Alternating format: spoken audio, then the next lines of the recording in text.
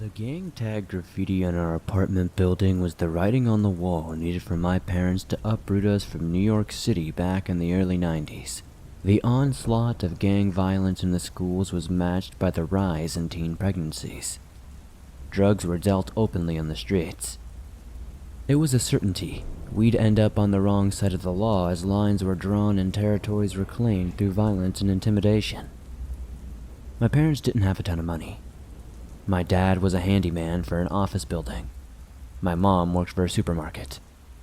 They managed to save the funds needed to buy a miserable excuse for a house in the suburbs of New Jersey. It was leaps and bounds better than living in a one-bedroom apartment in a war zone. Their timing on the house was excellent, as the closing lined up with the end of the school year. We had ended up moving into the house over the summer and started school in a new district in the fall. Everything was going right in life as we coasted through until the last day of school, the day my sister died. After the bell rang, I walked into the schoolyard to meet my sister. She had waited for me to walk home together. Usually my mother came to get us, but she was working.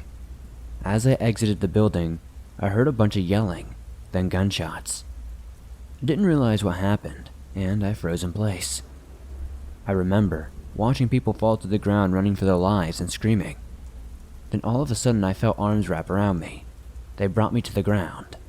Everything went dark until it stopped. The only sound I heard were now the police sirens in the distance, scattered voices calling out their friends or siblings, and the moans of those injured in the fight. I didn't know how long I laid beneath my sister's corpse. Someone pulled her off of me. I think it was a cop or a paramedic. I don't know for certain.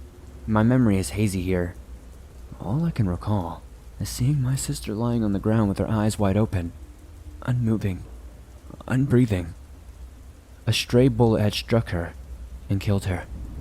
A shot meant for me. We buried my sister at a cemetery near our new home, so we could visit her without ever having to return to that city again. And we never did. There wasn't any excitement over moving into our new home. It felt empty and wrong to be there without her.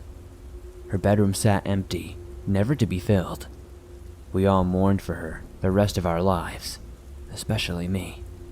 For the rest of my life, I have had nightmares about that same day.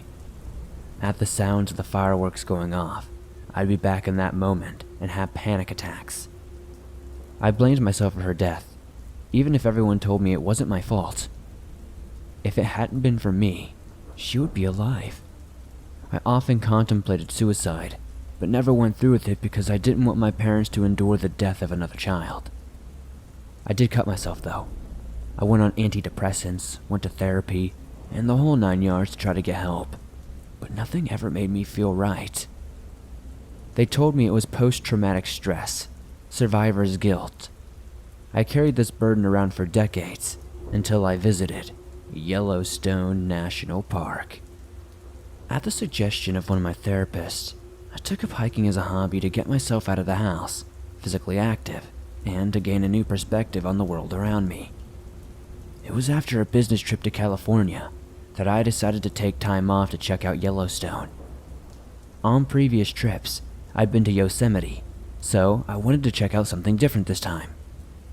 My heart was set on checking the Thoroughfare and South Boundary Trail. My heart was set on checking out the Thoroughfare and South Boundary Trail, but I could not find anyone willing to come with me. I decided to take the trip solo, since I would likely not be able to get out to Yellowstone again for a long while. The first few days were uneventful. I followed the trail, took pictures, and made camp when the sun started to set. The next day, I'd wake up with the sunrise and continue my journey onward. Let me tell you, the earth is magnificent when humans aren't around to mess everything up. The streams and rivers flowed with water so clear you could see to the bottom. Mountains loomed in the distance, towering over forests. It makes a person understand how insignificant they are in the world. It felt like trespassing into the Garden of Eden. After a long day, I reached Mariposa Lake and called it a day. Setting up camp did not take too long. Dinner went without a hitch. Exhausted, I settled into the tent for the night, set the alarm for sunrise, and allowed my exhaustion to carry me off into sleep. Honestly, I don't know how long I slept before I woke up to what sounded like a voice speaking outside of my tent. It sounded close, yet I could not make out any of the words. It startled me awake as it was something completely unexpected. Seeing other hikers along the way wasn't something rare, but to have someone approach my camp in the middle of the night did not leave me feeling good. It was the middle of September. The temperature was close to 30 degrees that night. For someone to travel in the near complete darkness of such cold and darkness, they must have either been in trouble or looking to cause trouble. A folding shovel was the closest thing I had to a weapon. Rooting around the inside of my tent, I tried to find where I'd left it. I did not dare turn on the light as I did not want the intruder to know I was awake. I realized it didn't make sense right away. If someone wanted to hurt me, they wouldn't have announced themselves to keep the element of surprise. As soon as this realization hit me, I felt the cold bite of carven steel and wrapped my hand around the handle. The voice spoke up again. This time it was closer, only a few feet outside the tent. Prepared to greet or fight my new companion, I unzipped the flap and quickly looked outside.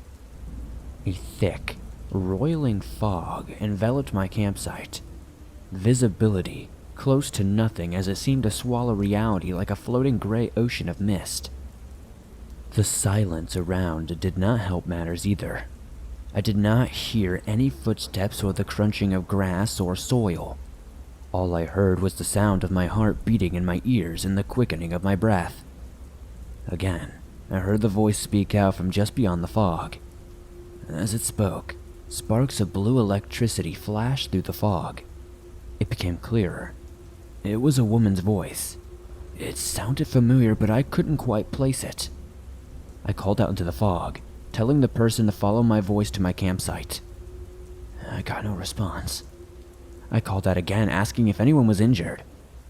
This time, the voice replied as if it were right beyond the edge of the fog, still obscured, yet close enough to be heard. The voice was clear this time. It requested I meet just beyond the fog. As it told me to come, the blue electrical spark spread open, a path through the mist. I did not move. My mind went back to my childhood. I saw my sister's face. I heard her voice in my mind telling me that I was annoying her. It was my sister's voice. Of course, that didn't make sense. She died decades ago. I was dreaming. I had to be. But I just knew I wasn't. I yanked my boots on, charged out of my tent into the fog, and I called out my sister's name, feeling insanely stupid to think it was really her out here. Maybe it was a woman who had a voice very oddly similar. This self-doubt dematerialized as I heard her voice again further up ahead. She called my name over and over again, desperately. With each word, the blue lightning flashed and the fog cleared. I broke out into a sprint. Memories of the shooting flooded my mind. I was a child standing there in the schoolyard watching helplessly as the gun battle broke out. At this point, I'm fighting against my instinct to freeze in place again. My sister's voice ringing in my ears, calling out my name, telling me to get down. It's what I heard in the fog. Her voice calling out my name, once again.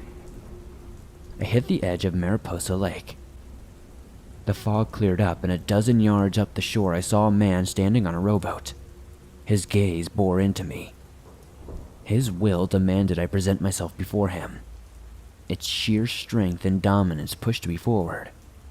I felt outside myself, watching the scene unfold without control. My mind and body bent to this man's determination. My sister's voice spoke from the lake, saying soothing words and reassuring me that all would be okay. Approaching the man sitting on the boat, I feel as if he is looking down upon me. It is now I realized he was not a man at all. He is something in the shape of a man. This conventional form hid the truth of his supremacy. The man doesn't move his lips to speak. His thoughts came directly into my mind. He had knowledge of the universe and all creation. He knew my entire life from start and to finish. He showed me the end. At least, one way it was supposed to end. It was meant for me to die in that schoolyard. My sister trips over another student's book and falls to the ground. She doesn't make it to where I'm standing. She watches the bullet hit me in the chest, and my tiny body falls backward onto the pavement, dead. The world goes dark, life ends, life continues. Back at Mariposa Lake, the man waved me over toward the boat. I joined him aboard. He stands and pushes off the shore with his paddle. There is no splash when the boat enters the water. Hundreds of hands reach out from the depths of the lake. Their skins are pale white, their fingers pruned and waterlogged, reminding me of coiled maggots. They're holding the boat above the water and passing it along like a crowd surfer at a concert. More and more hands reaching out ahead of us, carrying us forward to the middle of the lake. When we reached our destination, the hands stopped moving us and rested beneath the boat, holding it in place. The man removed the paddle from the water, then retook his seat. To our right, the water churned violently as the hands swam in a circle, creating a whirlpool. Within this maelstrom, I saw bodies, hundreds, thousands, perhaps millions of bodies swirled downward into the lake. Their faces were placid and serene, like babies sleeping in their mother's womb. It made me jealous. I wanted to join them in their eternal soggy slumber. I set my foot on the side of the boat.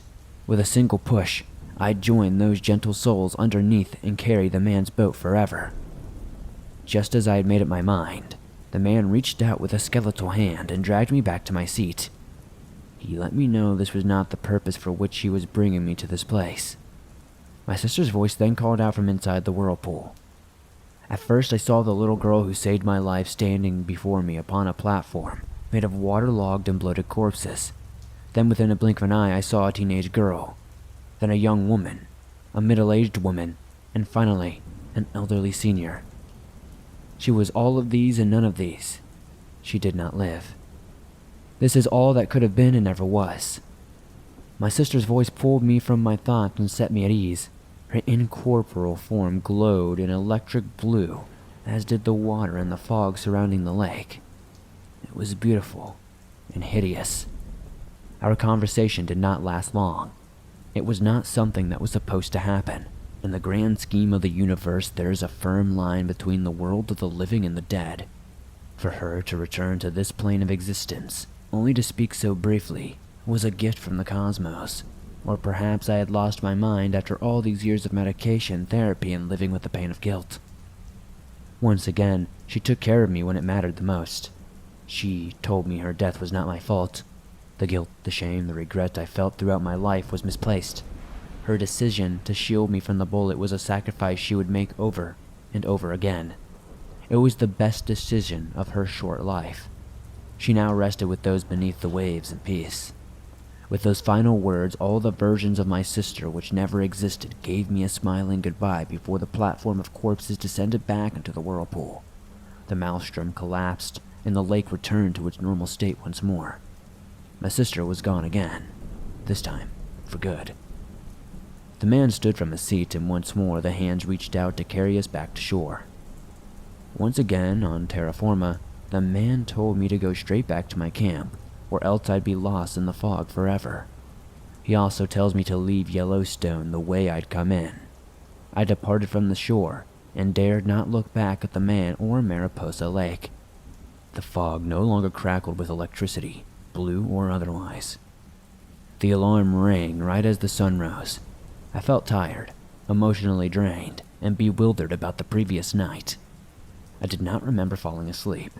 How could anyone sleep after that? My mind was racing. My adrenaline was pumping. When did I fall asleep? When I came out of the tent, the fog had vanished. The wilderness surrounded me again. There wasn't a single cloud in the sky.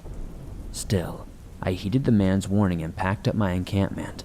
I headed back down in the direction from where I had left. The nice weather did not last long as rain showers doused the landscape. The freezing cold rain soaked me from head to toe. Visibility was downright awful. Even with the proper gear, it still wasn't easy. I wanted to camp a few times to wait out the rains, but I felt the man's warning to leave Yellowstone meant sooner rather than later. My rental car was the only vehicle in the parking lot when I arrived back to civilization. I tossed my belongings in the trunk and immediately headed for the airport. I have not returned to Yellowstone National Park since. I think I've gotten the most out of that place as I can. I never told anyone this happened to me. I didn't want them to think I was taking drugs or losing my mind. There's enough stigma against people with mental health issues. Plus, that message was solely for me. I've not hiked anywhere since then, but I'm dying to get out there again and see more of the world. There are a lot of other places to explore, enjoy, and experience. You never know how much time you have left in this world before it's your turn to fall in with those beneath the waters. Something is wrong with the Yellowstone National Park.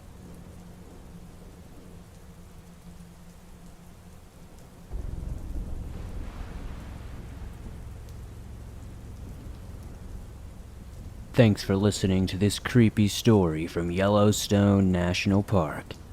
Much thanks to H.G. Gravy for writing this one. I hope you enjoyed it. If you did, please be sure to hit that like button.